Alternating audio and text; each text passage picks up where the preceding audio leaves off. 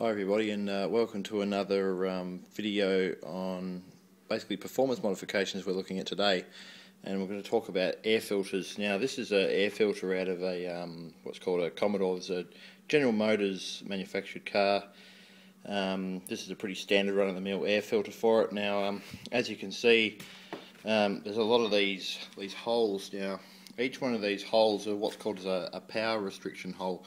So for each one of these holes is 1 horsepower that you're losing. So as you can see, there is literally thousands of these little holes, and what we're going to do today is actually make these bigger, and we're going to give it a coat of dye, just because it's a GM product. We want it to reflect a GM, and also it's known that any filter that is red enhances the car by at least 5 horsepower. So we're going to make these holes bigger, and so what we're going to use is a 14mm drill bit. You're going to need a pretty big chuck for one of those, at least 13mm. So and there's our paint that we're going to use, Chevy Orange. So it's definitely going to reflect the GM product, even though that they've clearly spelt Chevy wrong. But don't worry about that, that's fine. And don't worry about the car either. So here we go. So you can drill as many holes as you want, and it won't really take long at all. I have to do this one-handed, so it's a bit numpty. But just drill a series of holes.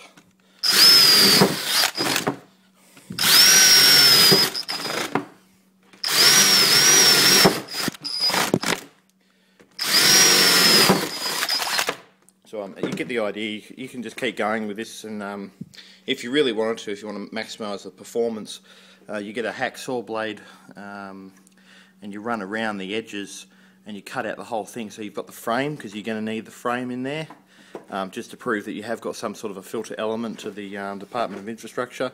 So you're not trying to drive your car around without an air filter. So as long as you've got the frame in there, that's fine. So as I said, give it a coat of this. And you can see it's automatically made it look a million times better. And being Chevy Orange automatically makes it a 5.7, regardless of what car it actually is. If you go right over it, it wouldn't help to put a couple pieces of cheese on there as well. Just gives it a bit of strength. But yeah, don't forget to go around the sides as well, because it looks stupid.